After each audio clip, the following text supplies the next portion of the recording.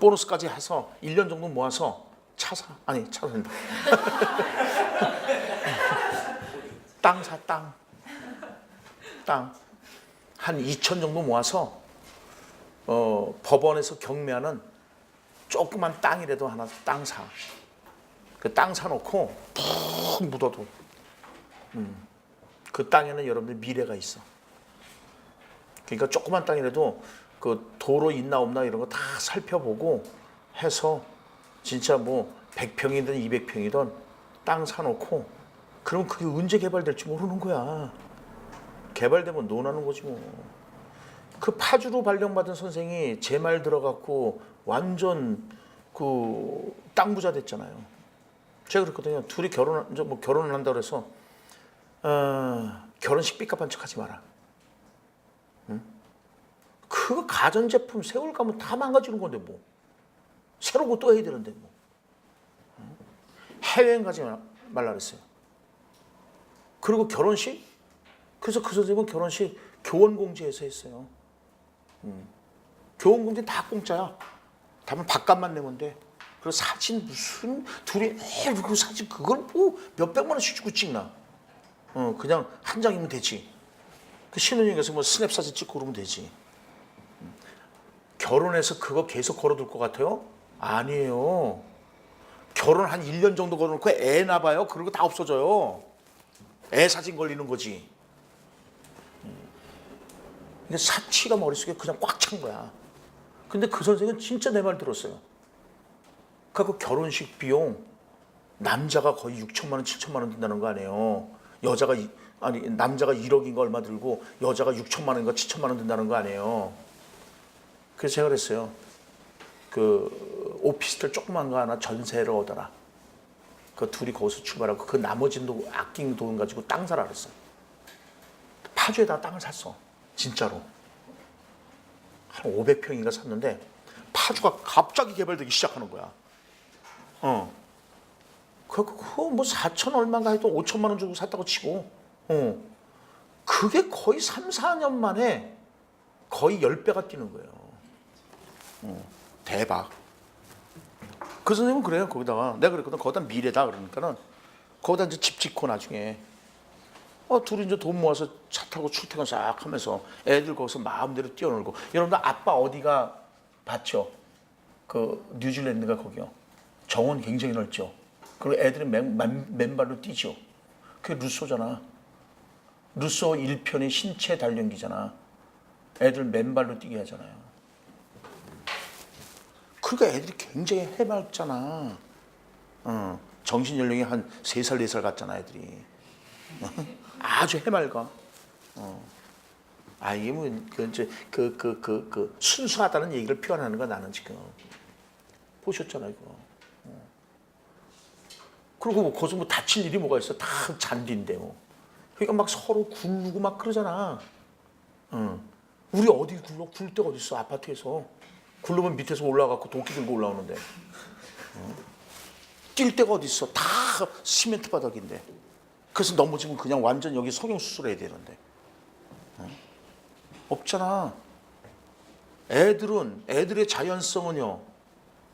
인위적이지 않은 거에 자연성이야. 그러니까 애들은 막 뛰고 싶을 때 뛰고 하게 놔둬야 되는 거예요. 그러니까 저는 송종국이 그 전원주택에서 애들 뭐 저기 한다 그러잖아요. 그거 좋은 거예요. 그러니까 결혼하는데 뭐 일생에 한 번? 모든 게 일생에 한 번이야. 애 낳는 것도 일생에 한 번이야. 첫 애, 그 다음에 또 두 번째도 그 애로 따지면 그것도 첫이지. 세 번째도 걔로 따지면 걔도 첫이야. 모든 게 다 첫 번째지 뭐. 응? 결혼해서 만지 않은 생일, 첫 번째 생일도 첫 번째고. 첫 번째 아닌 게 어딨어. 그러니까 우리는 결혼 때문에 망한다니까. 결혼식 때문에. 그러다가 또 이혼이나 하고 또 다시 재혼해봐. 그럼 또 들어가는 돈이 얼마야. 그러니까 결혼하지 말라고. 결론은 결혼하지 말고 혼자 살아. 그래갖고 여러분들 미래를 하나 만들어놔. 결혼하는 거 좋을 것 같죠? 결혼해서 살아봐. 봅시다. 인간중심 교육과정은 뭐냐면요. 이게 교육과정의 출발점입니다. 교과중심 교육과정. 머리죠. 지식중심이야. 지식중심. 그러니까 애들이 머리가 아파. 공부하라니까. 그러니까 뱅뱅 돌지. 그래서 이제 학교 바깥으로 나가고 집 바깥으로 나가. 그러니까 듀이가 진보주의자거든요. 듀이가 야 그러면 안 돼. 아이들의 경험을 중요시하자. 그렇게 하기 위해선 이 아이들이 필요로 하는 것이 뭐고 이 아이들의 흥미가 뭐냐 이거야. 흥미 없는 거 가르쳐봐. 선생님 흥미 없는 게 뭐가 있을까? 선생님이 가장 싫어하는 그러니까 흥미 없는 과목. 수학. 근데 우리 선생님한테 수학 하라고 막 해봐요. 그럼 어떨 것 같아요? 짜증나요. 수학 공부 못해. 시간만 버리지. 그리고 애 성질만 더러워져. 공부하기 싫은 놈 갖다가 야 들어가서 공부해. 엄마 이거 조금만 보고. 시끄러. 빨리 들어가. 공부 안 해? 이 미친 거 아니야? 내일 모레 시험인데. 엄마 그래도 이게 알았다고 공부하면 되잖아. 그럼 빡빡빡 하고 들어가죠. 그 묻히면 꽝 닫고 그냥 치가 빽 던지게 에이씨 하고 확 집어 던지고. 공부 되냐고 안 되지. 안 돼 공부. 그러니까 공부하고 싶을 때 해야 돼. 그게 루소의 그게 자연성이야. 공부하고 싶을 때 하게 만들어야 돼. 그러니까는 진보주의에서는 그거야. 그러지 마. 얘네들 그러니까 선생님 수학 선택하겠어 안 하겠어? 안 한다고. 자기가 필요로 하고 흥미 있는 것만 해. 좋은데 문제는 뭐냐면요. 기초학력이 떨어진다는 거야 이게. 기초학력이. 그게 어디서 나타나냐면 1957년에 소련에서 인공위성을 쌓으려 명칭이 스푸트니크호라고요. 스푸트니크. 인공위성을 쌓으려. 미국 뒤집어지는 거야. 왜냐면 요 시기가 동서 냉전의 시기거든. 동양의 구소련, 러시아 그죠? 구소련, 서양의 미국, 양대 냉전이야. 그러니까 이때는요. 올림픽에서도 소련이 금메달 많이 따느냐, 미국이 금메달 많이 따느냐의 싸움이야. 자존심 싸움이야. 그러니까 어떻게 해서든 조작을 해서라도 금메달을 많이 따야 돼. 그런데 소련이 먼저 인공위성을 쌓아 올린 거라고 이게. 미국이 돌아버리기 시작하는 겁니다. 미국이 소련에 비해서 과학 기술이 뒤진 거죠. 그래서 우드홀즈 회의에서 브루너가 부르르 떨면서 나오는 거야. 다시 공부시키자. 학문 중심이야. 다시 공부시키자. 그러니까 지적인 영역을 강조하는 거야. 똑같이. 그러나 수준 차이는 엄청나게 나는 거지. 학문 중심 교육 과정에서 강조하는 것은 과학기술입니다. 과학기술. 여러분들 우리나라도 작년에 제2의 스푸트니호크 사건이 벌어진 거 아시죠? 뭐 북한이 먼저 인공위성 쌓아 올렸잖아요. 그래서 신문에 대서특필해 갖고 나온 거야. 북한보다는 과학기술이 떨어진 거지 뭐. 그러니까 미국이 막 이제 이거 난리가 난 거예요. 야 이거 미국이 소련보다. 그래서 이제 하는 게 뭔데요? 아폴로. 야 빨리빨리 해갖고 어떻게 달 날아가자. 경쟁적으로 하는 거야. 아폴로.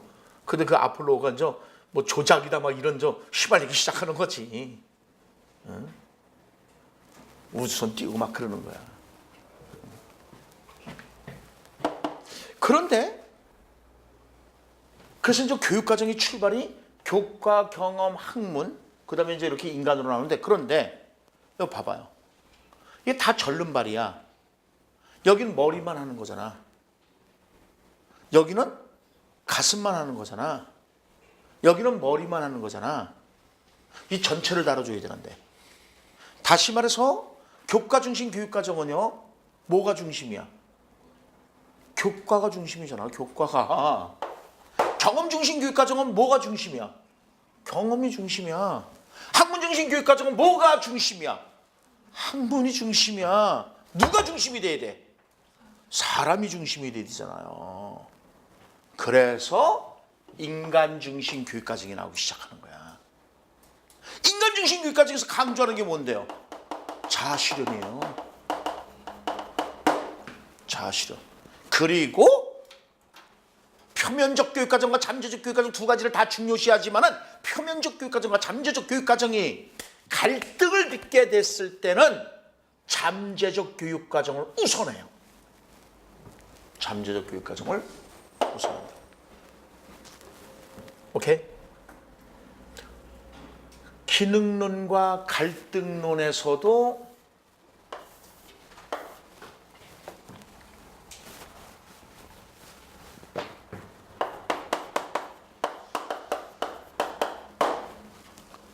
잠재적 교육과정을 얘기를 해요. 기능론에서 잠재적 교육과정의 대표자는 드리븐. 갈등론적 입장에서 잠재적 교육과정의 대표자는 볼즈와 킨티스 같은 사람이에요.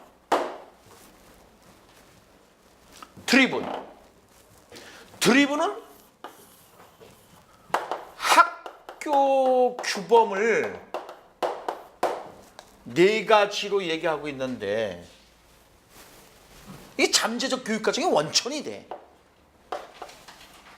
하나는 독립성, 성취성, 특수성, 보편성. 학교에서 이런 규범을 배워 애들이. 그러니까 이거는 표면적 교육과정이 아니지. 텍스트로 안 하잖아. 표면적 교육과정은 아까도 얘기했지만은 진도 끝나면 끝나는 거라 그랬잖아. 그러니까 지식 중심이잖아.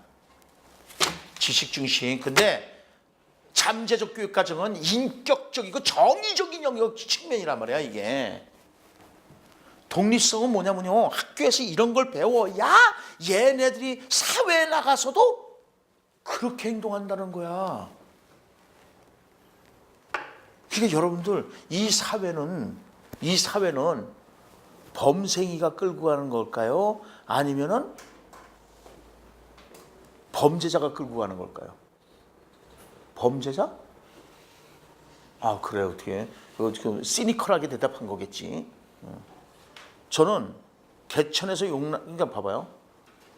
제가 그때 노무현 대통령 고인이 되셨지만은 노무현 대통령에 대해서 딱 하나 불만이 있었던 게 뭐냐면요. 이제 노무현 대통령이 대학 교육을 못 받았잖아요. 그거에 대한 심리적 측면에서는 이게 컴플렉스입니다. 그런데 청와대에 애들을 초대를 했었는데 어떤 애들을 초대를 했었냐면은 속된 말로 좀 문제 아들 그런 애들을 초대를 해서 그러니까 그때 이제 분위기는 걔네들 이제 띄워주는 분위기지. 걔네들 띄워주는 분위기야. 그런데 전국에 60만 명의 학생이 있다고 쳤을 때 사실상은 그 모범생들이 50만 명이 되는 거야. 예를 들면 10만 명이 문제아라고 쳤을 때, 근데 그 문제아들이 이 세상을 끌고 가는 건 아니잖아. 그렇잖아. 우리같이 평범한 사람들이, 범생이들이 이 세상을 끌고 가는 거지. 근데 그때 지금 발언이 생각이 안 나는데, 그래서 많은 사람들이 막 난리를 쳤던 건데, 그분이 이제 어법이 번스타인으로 얘기하면은 어법이 정교한 어법을 써요, 제한된 어법을 써요. 제한된 어법을 써요. 그래서 노무현 어법 이렇게 얘기를 하잖아요. 다시 말해서 공식어를 사용하는가요? 대중어를 사용할까요? 대중어를 사용하니까 대중들 중에서 어떤 대중들? 막 가는 대중들이 좋아했어요. 공식어를 안 사용했어요. 공식어는 지배계층들이 쓰는 언어야. 대중어는, 이게 나중에 할 거야. 이게 굉장히 중요해. 대중어는 피지배계층들이 써. 그러니까 우리 노무현 전 대통령의 그 어법이 막 가자는 얘기죠. 뭐 계급장 띄고 한번 덤벼볼까요? 뭐 이런 거잖아요. 이런 걸 안 하는 거거든. 교과서에는 그런 얘기가 들어갈 수가 없죠. 비문법적인 용어를 안 쓴다고요, 교과서는요. 그래서 여기 이제 뭐 나중에 어쨌든 그 노무현 대통령이 그래서 막 그러니까 한마디로 여러분들 학교 가서 노는 애들 용어 써줘 봐요. 그럼 노는 애들이 엄청나게 좋아해요, 여러분들. 형식적으로 막 형처럼 따라 걔네들. 그리고 걔네들 앞에서 담배 피우면서 너희들 펴 이러지. 그건 선생도 아니야. 그런 짓 하지 말아요. 걔네들 무슨 교화시키겠다 그러면서 뭐 걔네들 용어 써가면서 그래 뭐 그럴 수도 있어. 청소년 시절에 나도 그랬거든. 그런 게 선생이 되면 안 되죠. 그럼 걔네들은 기고만장하는 거예요. 정석대로 교화시켜 나가야죠. 걔네들 마음을 움직여야지. 담배 펴 괜찮아. 술 한잔 해 괜찮아. 그러면서 마음을 움직여요? 절대 안 움직여요. 그러니까 그런 어법도 쓰지 마시고. 자, 어쨌든 독립성이라는 것은 그거야. 자기 행동에 대해서 책임을 지는 걸 배워. 무슨 말이냐면 컨닝하다 걸리면 벌을 받는 거야. 리포트 대신 대출에다가 걸리면 벌을 받아야 되는 거야. 그런 걸 배움으로써 사회 나와서 뭐야? 독립성이 길러진다는 거야. 그런 짓 안 한다는 거야. 그 다음에 성취성은 학교에서 성취감을 맛보게 해줘야 돼.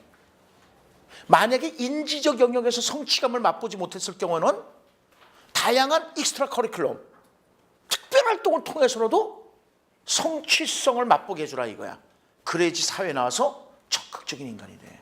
그러니까 요즘에 여러분들 상이 굉장히 많잖아. 학교에서요. 성취성 길러주기 위한 거예요. 우리 다닐 때, 학교 다닐 때 상은요, 기껏 해봤자 우등상. 네. 그 표창장도 딱 하나, 그냥 표창장이야. 그 선행상 하나야, 그거. 2개야. 그러니까 우등상 한 학기 하나씩 받는 거지 뭐.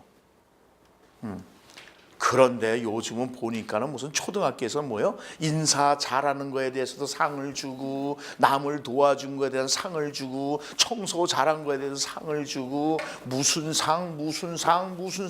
그래서 선생님들이 고민한다니까요. 아, 얘는 저번에 상을 받았고, 얘는 많이 받았네. 아, 근데 얘는 못 받았어. 아, 찌질해. 진짜 찌질한 놈이야. 상도 못 받을 정도로 좀 찌질해. 그렇지만 이거 어떻게 하지? 얘한테도 성취성을 줘야 되거든. 그러니까 만들어야지 뭐. 상 주는 거야. 상 받는 애들은요, 눈빛이 달라집니다. 으쓱합니다. 성취성을 맛보게 해줘라. 그 다음에 이제 특수성과 보편성은 서로 상반돼. 특수성은 예외가 인정이 되는 것이고, 보편성은 예외가 인정이 되질 않습니다. 누구나 다에게. 예를 들어서 선생님, 저 이번에 학교 대표로 태권도 시합에 나갑니다.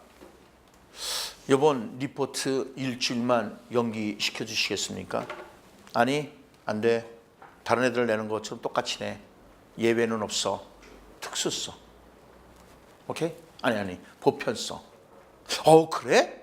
그러면 잘 갔다 와. 가서 금메달 따갖고 와. 대신 일주일만 연기해주면 되겠지? 요것 특수성이야. 단 예외를 인정할 때는 교사의 자의적 판단에 의해서 예외를 인정해서는 안 돼.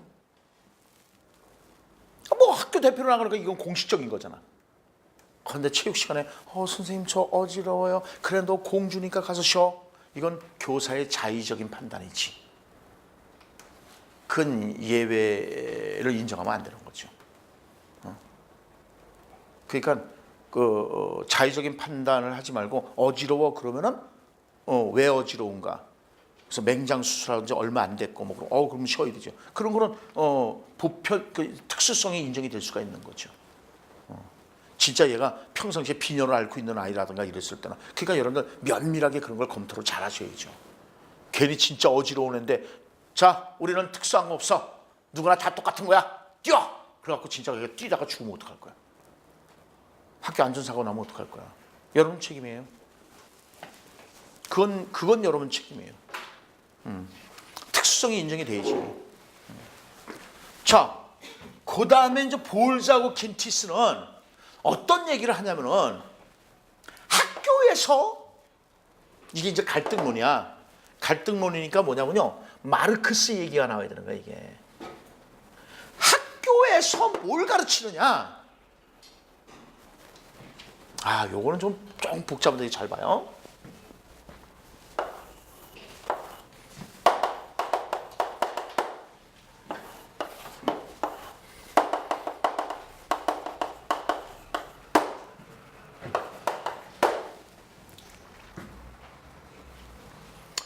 이 볼자고 킨티스는 대응 이론이라 그래.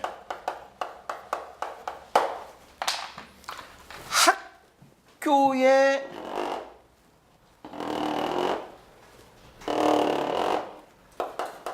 초등 교육이 있고 중등 교육이 있고 고등 교육이 있는데 학교에 급하고 이 사회 계급이 계층 간에 이렇게 1대1로 딱딱 맞아떨어지더라 이거야. 뭔 말이냐면은 피지배 계층들, 다시 말해서 노동자, 농민들은 어느 교육을 받을 것 같아요? 대부분 초등교육이야.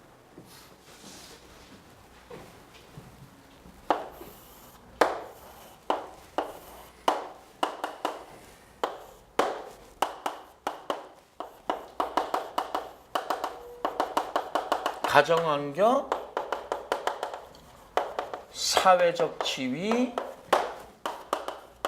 학교 교육.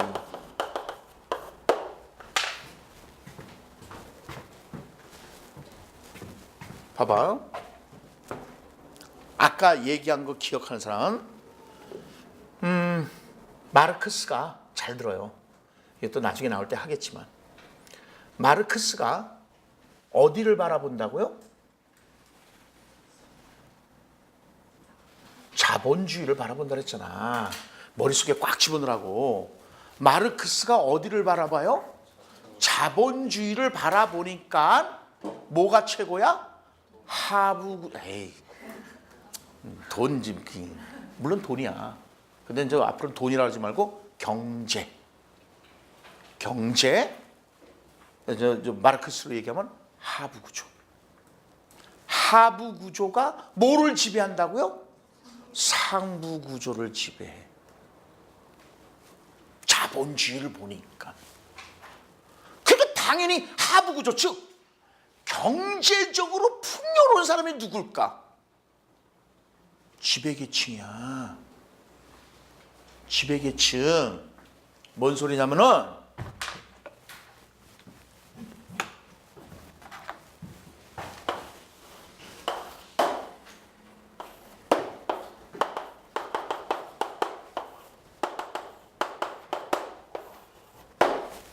하부 구조가 물질이죠. 상부 구조가 정신이죠. 그러니까는 물질이 정신을 지배하는 거죠. 정신을 지배하는 것은 오로지 뭐야?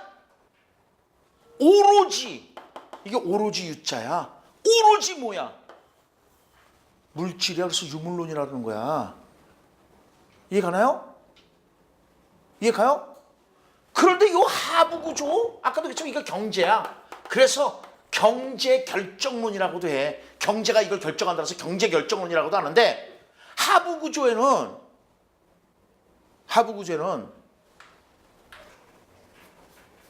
생산 계급이 형성이 되는데, 여기에 자본이 있고 토지가 있고 노동이 있을 때 자본이나 토지를 가진 사람은 부르주아가 되겠지. 지배계급. 노동만 가진 사람은 이제 피지배자가 된단 말이야.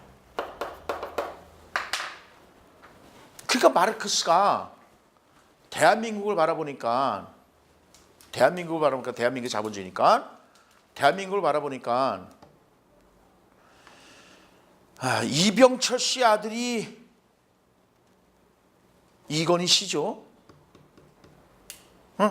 삼성. 이건희 씨 아들이 이재용 씨죠. 호호. 회장으로 계속 가잖아.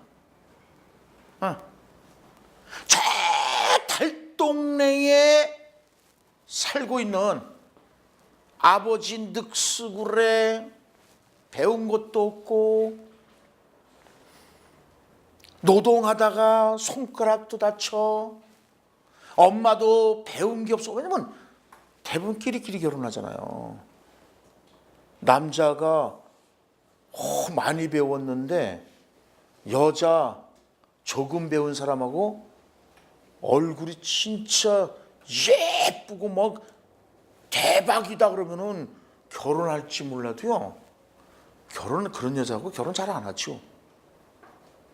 당연히 여자도 자기보다 같은 수준이거나 자기보다 나은 사람하고 남자하고 결혼하려고 그러지 밑으로 결혼 안 해. 그러니까 비슷비슷하게 만나서 그러니까 힘든 거야. 어느 하나가 월등해서 그래 괜찮아 이 사람이 많이 벌어서 집안을 일으킬 수도 있지만은 그렇지 않고 서로 그 밑바닥에서 헤매는 사람들은요, 그날 벌어서 from hand to mouth라니까. live from hand to mouth, 손에서 입으로 가는 거야. 그러니까 그날 벌어서 그날 먹는 거야. 그러니까 자식 교육을 시킬 수 있어 없어? 못 시켜. 강남에는 뭐 아빠 삐까번쩍 공부하고 엄마 삐까번쩍 그래서 삐까번쩍한 직장에 다니고 아니면 뭐 사업을 하든지 뭐 돈을 많이 벌어. 그러니까는 그래 공부해 유학도 갔다 와 하고 팍팍 밀어줘. 그러니까 얘네들이 뭐가 돼? 또 갔다 와서 지배계층이 되는 거야 얘네들이. 그럼 또 결혼 또 지네들끼리 결혼해서 또 팍팍 밀어줘. 그래서 자손이 또 뭐가 돼? 지배계층이 돼. 근데 달동네 제 밑에는 못 배워. 그러니까 아버지 일이나 도와주다가 자기도 노동자라고 하는 거야. 그러니까 또 그런 사람하고 결혼해. 그러니까 또 자식 교육을. 그러니까 가난에 굴려서 못 벗어난다고. 마르크스가 자본주의 그걸 본 거야. 그래서 가정환경이, 즉 부모의 사회 경제적 지위가 나의 사회적 지위에 영향을 주는 거야 안 주는 거야? 주는 거야. 그럴 때 이렇게 플러스로 표시해줘. 영향을 많이 준다 이렇게 보는 거야. 갈등론에선 플러스. 학교 교육이 나의 사회적 지위에 영향을 주는 건 약간, 가정교육과 나의 학업성 지도에 영향을 주는 건 약간 이렇게 보고, 이게 굉장히 많은 영향을 준다는 것이야. 그러니까 당연히 초등교육을 받을 수밖에 없지 걔네들은. 노동자가. 이해가시죠? 중간관리자, 이게 최고관리자. 그럼 자 봐봐요. 그러면은 얘네들이 학교에서 가르치는 게 뭘 가르칠 것 같아요? 지식이나 기술을 가르칠 것 같습니까? 아니야. 지식이나 기술을 가르친다면 뭘 가르치는 거야? 표면적 교육 과정을 얘기하는 거지. 이해가나요? 지식이나 기술을 가르치질 않아. 뭘 가르치냐면요, 야 일찍들 나와서 공장 청소하고 너희들은 그리고 공장장 말 잘 들어. 잘리지 말고. 그리고 청소도 깨끗이 해놓고 시키는 대로 해.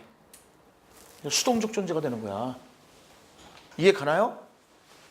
이해 가죠?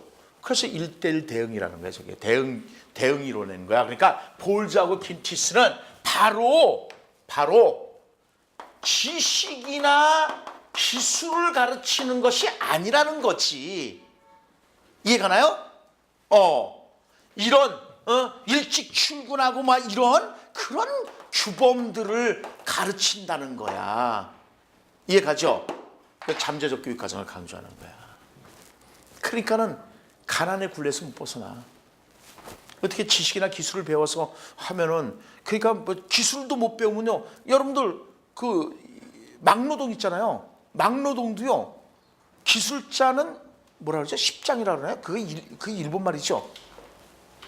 기술자는 십장이라고 그러나 그래요. 그리고 이제 대모도라 그러나요? 일 도와주는 사람이 있어요. 저 그렇잖아요. 저 고등학교 중퇴했다고요. 검정고시 봤다고요. 우리 아버지가 이제 우리가 좀 가난했어요. 근데 저는 우리 아버지하고 저거는 사회적 자본이 굉장히 높아요. 엄청나게 높았어요. 그 우리 아버지가 이제 항상 하는 소리가 그러지. 아휴, 네가 아버지가 좀 도와줬으면은 너는 알파 대학을 갔을 텐데 미안하다. 뭐가 미안해? 나는 우리 아버지하고 사회적 자본이 높았기 때문에 뭐 전혀 그런 건 없었어요. 다만 친구들 등교할 때, 우리 이제 교복 입고 다니니까 친구들 등교할 때 그 길거리 옆에서 벽돌을 찍었어요. 가슴은 아팠지. 가슴은 아팠죠. 근데 그 막노동 하는데 이제 저도 한번 갔었는데요. 예를 들어서 저는 일당이 10,000원이라면요, 기술자는 일당이 50,000원이야. 그러니까 예를 들어서 이거 벽 바르는 거 있잖아요. 이거 우리 못 바르거든. 우리는 해봤자 툭 떨어지고 막 그래. 근데 그 사람들은 촥촥촥 잘 발라. 그래서 제가 아저씨 저도 한번 해봐요. 그러니까 해봐라 이놈아. 그러니까 떨어지. 나이가 어리니까 당연히 해봐라 이놈아 그러더라. 그래서 하는데 뭐 툭 떨어져. 그러니까 그거는 말이야, 이렇게 갖고 탁 붙이듯이 붙인 다음에 힘으로 쫙 밀고 뭐 하면서 이제 기술을 가르쳐 주는 거지. 그냥 한 번만 얘기해 준 거야. 저는 그거를 거기에 뭐 뜻이 있는 건 아니었으니까. 그러니까 결국 나는 더 힘들어. 뭐냐면은 모래 짊어지고, 비계 있지, 비계, 그 발판, 그거 올라가서 그거 해놓고 나서 그냥 시멘트하고 막 섞어서 물에서 배합해 갖고 그거 들어다가 자 받으세요 그러고 하면 그쪽에서 뚝 받아갖고 그 아저씨는 앉아서 이것만 하면 되는 거야. 그리고 돈은 더 많이 받아. 그러니까 저는 지식이나 기술을 가르쳐주면은 아무래도 좀 나을 텐데 그거 안 가르쳐준다니까. 너는 십장이 시키는 대로나 해. 그거야. 그리고 일찍 와서 그 잘못하면 이제 다칠 수가 있으니까 너 일찍 와서 저런 거 저기 막 그 도구들 흩어져 있는 거 정리 잘 해놓고 겨울 같은 거 불날 수 있으니까는 저 땔감 같은 거 이런 것들은 좀 저쪽에 떨어뜨려 놓고, 그 다음에 넌 식사 시간 되면 식사 준비 해야 되니까는 내려가서 물이나 떠오고 이런 거야. 그거 언제 기술을 배우냐고. 이해 가시죠? 오케이. 이게 잠재적 교육 과정입니다. 그래서 봅시다. 그래서 학교의 잠재적 교육 과정에 대한 분석은 공교육이 사회의 탈락교를 통해서 큰 도움을 받고 있으며 가정생활, 정치, 사회적 안정, 신앙심 및 사회적 의사소통 등도 유사한 과정을 통해서 유익해진다는 사실을 분명히 해두고 싶다고 한다. 그러니까 학교에서는 오로지 표면적 교육 과정을 굉장히 중요시해. 근데 잠재적 교육 과정을 좀 분석해봐야 된다는 거지. 일리치의 기본적인 주장은 밑줄 그십시오. 학교가 가지는 비교육적인 기능들. 그러면 여보세요. 교육적인 기능이 뭘까요? 비교육적. 그러니까 본질적인 기능이 아니라는 거죠. 비본질적인 기능이라는 얘기야. 이게 비교육적인 기능이라는 것은. 예컨대 학생 선발 기능. 이해 가시죠? 그 다음에 보호 감찰 기능 등은 학교화된 사회의 형성을 가져오며 그 결과 학교 교육은 물론 사회도 비본질적인 기능에 얽매이게 되었다는 것이다. 이해가죠? 그러니까 교육의 비본질적 기능, 교육의 본질적 기능은 뭐예요? 자아실현, 인격 완성인데, 즉 다시 말해서 내재적 목적인데, 교육의 비본질적 기능은 뭘 말하는 거예요? 외재적 목적을 말하는 거야. 그러니까 학생 선발이라든가 이런 데만 막 신경을 쓰는 거야. 학생들의 자아실현이나 인격 완성을 통해서 진짜 인간다운 인간으로 키워내지 못하고. 이해가죠?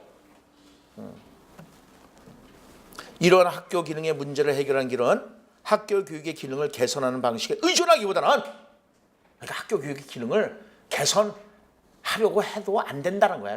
이게 속된 말로. 그러니까 어떻게 그냥 그런 탈학교 학교에서 벗어나서 탈학교화된 사회에서 교육을 시켜라. 그러니까 그런 탈학교화된 사회를 건설해야 되겠지.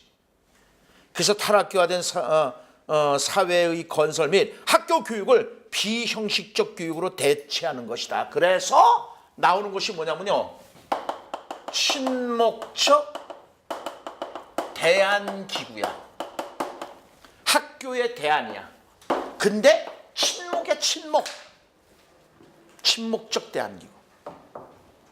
그냥 여러분들 어저께 얘기했던 거예요. 예를 들어서 내가 뭔가를 공부하고 싶을 때 그거에 인터넷 딱 통해서 그거에 전문가가 있을 거 아니야. 그러면 그걸 배우고자 하는 사람들 또 그걸로 모일 거 아니야. 또 B를 배우고자 하는 사람들은 또 해서 또 거기 가서 또 배울 것이고, 이렇게 네트워크가 됐다는 거야. 이거 사회에서도 훌륭하게 학습이 가능하다 이렇게 보는 거예요. 그런 게 친목적 대안기구야. 친목적 대안기구. 일치는 바람직한 교육의 형태로도 인간의 삶의 순간을 통해 학습하고 지식, 기술, 경험을 서로 공유하며 서로 도와주는 관계를 통한 교육을 제시한다.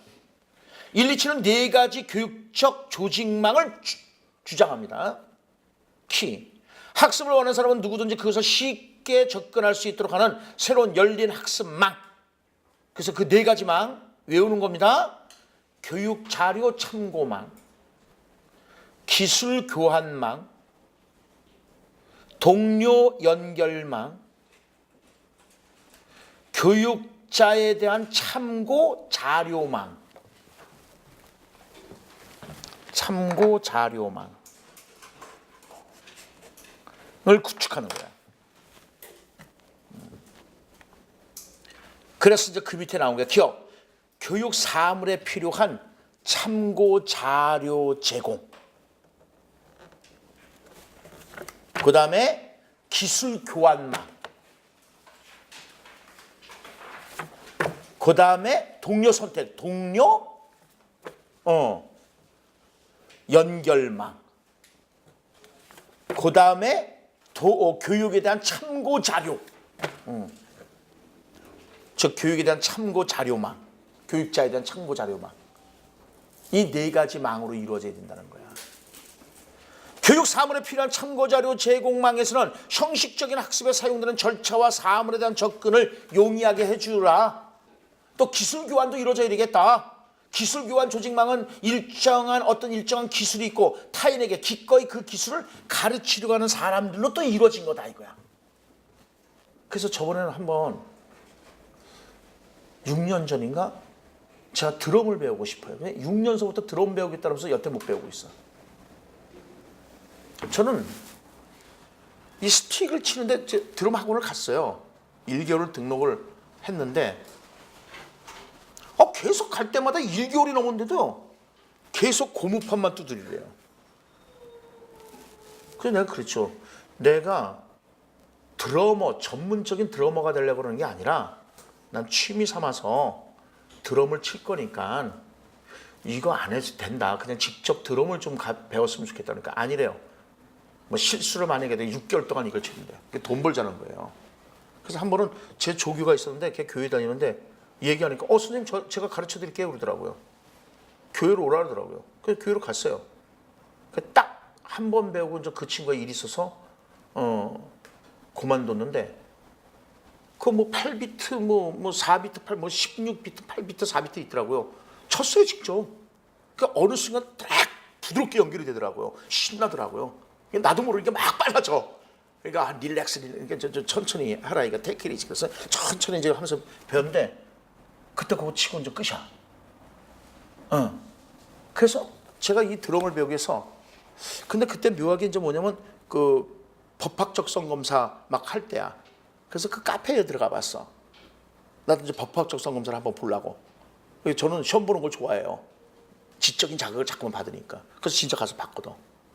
그래서 토익 시험도 보고 막 그래 봤거든. 근데 내가 그랬어요. 저는 드럼을 배우고 싶습니다. 그러니까 드럼 치실 줄 아시는 분은 저는 노량진에서 요렇게 하는 사람입니다. 그러니까는 논술이 있거든. 그래서 제가 논술을 가르쳐 드리겠습니다. 이거야 지금. 기술 교환도 하고 동료 선택도 나를 해라 이거야. 했는데 올렸는데 땜벙 들어오니까 그러면서 나중에 돈 원하는 거 아닌가요? 이거야. 와 기분 나쁘네. 그래서 그것도 답장도 안 달고 그냥 끝냈어. 그러니까 사람들이 진실을 몰라줘. 인터넷 세계가 무서워. 지 맘에만 안 들면 무조건 꼬는 거야. 욕하고. 그러니까 똥뚜껑이라니까. 화장실이야. 변기야 변기. 저는 그렇게 얘기해. 인터넷이 아주 더러운 변기야. 뭐만 얘기하면 지네들 맘만 안 들면 무조건 욕게 되고 똥 싸내는 거잖아. 더럽게. 그래서 저는 안 들어가. 그 참 그 문제입니다. 인터넷은 똥뚜껑이다. 저는 그렇게 정의를 해요. 아주 더러워. 순화가 좀 돼야 돼. 그래서 어쨌든 동료 선택 조직망은 다른 사람들과 관심을 공유하자는 사람들로 이루어지는 것이다 이거야. 그러니까 무슨 말인지 알겠죠? 그러니까 막 동호회 만들고 막 이런 것들이야. 그런 것을 통해서 교육을 하자 이거야. 아시겠나요? 자, 여보세요. 학습망 4가지요. 첫째, 짧은 것부터 해봐요. 첫째, 동료 선택망. 두 번째, 기술 교환망. 세 번째, 교육자료 참고망. 네 번째, 교육자에 대한 교육자료 제공. 오케이? 참고자료 제공. 자, 그러면 마지막 쉬었다가 그 28페이지의 스텝 3를 잠깐 살펴보고 넘어가도록 하겠습니다.